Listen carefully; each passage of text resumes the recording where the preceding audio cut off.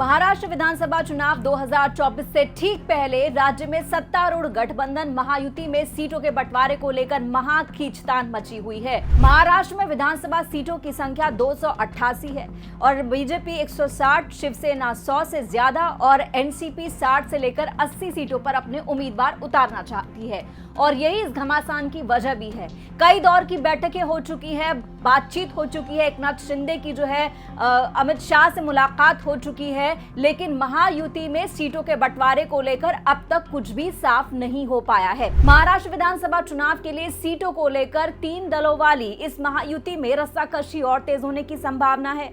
शिवसेना कुल 288 सीटों में से 100 से लेकर 105 सीटों पर दावा कर रही है, जबकि बीजेपी 160 सीटों पर अपने उम्मीदवार उतारना चाहती है। एनसीपी की बात करें तो 60 से लेकर 80 सीटों पर उसकी नजर है। महाराष्ट्र में विधानसभा चुनाव नवंबर में होने वाले हैं। सीटों का विभाजन कैसे होगा, इसका फॉर्मूला क्या होगा, ये अब तक कयास ही लगाए जा रहे हैं, चर्चा ही हो रही है। कहा जा रहा है कि एकनाथ शिंदे ने गृह मंत्री अमित शाह से मुलाकात की है। मुंबई दौरे के दौरान उनके सामने 100 से ज्यादा सीटों के लिए दावा भी पेश कर दिया है। अगर बीजेपी 160 से ज्यादा सीटों पर चुनाव लड़ेगी तो शिवसेना और एनसीपी को कुल 125 से लेकर 130 सीटों पर अपने प्रत्याशी उतारने का मौका मिलेगा। इनमें रामदास अठावले की पार्टी, आरपीआई और बाकी घटक दलों को भी इसी में अकोमोडेट किया जाएगा।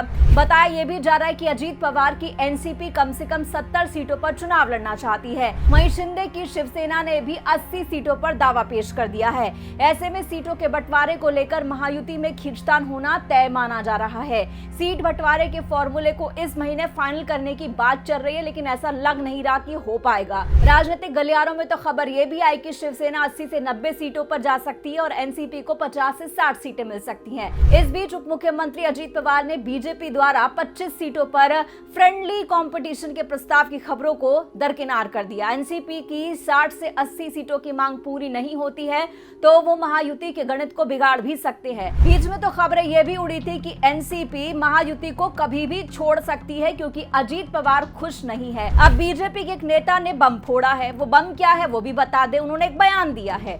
बीजेपी की मुंबई इकाई के अध्यक्ष आशीष शेलार ने कहा है कि महायुति सहयोगियों के बीच केवल 80 सीटों को लेकर ही बंटवारा होना है क्योंकि उनके पास तो 208 विधायकों का पूरा समर्थन है, इसलिए उन सीटों पर तो चर्चा करने की जरूरत नहीं है, चर्चा करना बेमानी है।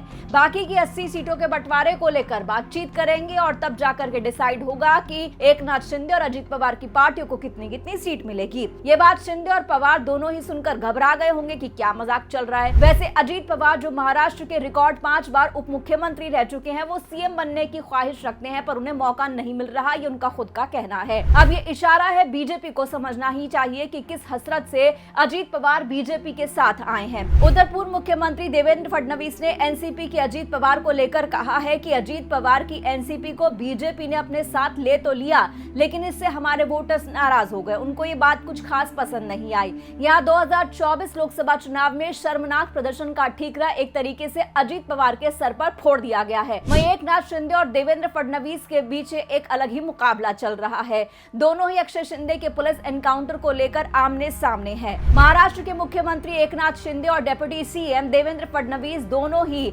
एनकाउंटर का क्रेडिट लेते हुए दिखाई दिए हैं। दोनों के अलग अलग पोस्टर लगे हैं और दोनों के पोस्टर्स में से एक दूसरे की तस्वीर और अजीत पवार की तस्वीर गायब है।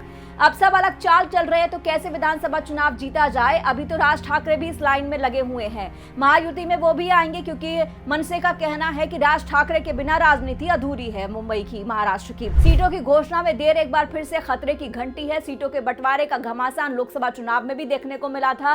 सीटों में देरी से घोषणा का खामियाजा भी भुगतना पड़ा था और खामियाजा नतीजा ये रहा था कि एनडीए को बड़ा झटका लगा था। 48 सीटों में से बीजेपी को 9 सीटें, एकनाथ शिंदे की शिवसेना को 7 सीटें और अजीत पवार की एनसीपी को सिर्फ 1 सीट पर जीत मिली थी। वहीं कांग्रेस को 13 सीटें, शिवसेना यूटीबी को 9 सीटें, एनसीपी शरद पवार ने 8 सीटों पर जीत हासिल की थी। लेकिन अब चलते चलते पिछले विधानसभा चुनावों पर भी एक नजर डाले तो 2019 में बीजेपी ने लगभग 160 सीटों पर चुनाव लड़ा था और 105 पर जीत हासिल की थी। पिछली बार तो बीजेपी के पक्ष में लहर कही जा रही थी, लेकिन इस बार कोई लहर नहीं है और ये बात लोकसभा चुनाव से साफ हो गई है। इसीलिए हर सीट पर लड़ना होगा, सोच समझ कर लड़ना होगा। महायुति के तीनों भागीदारों को पर्याप्त संख्या में सीटें लानी होगी, तभी इस महायुति की सरकार दोबारा महाराष्ट्र में बनेगी। इस वीडियो में इतना ही। नमस्कार।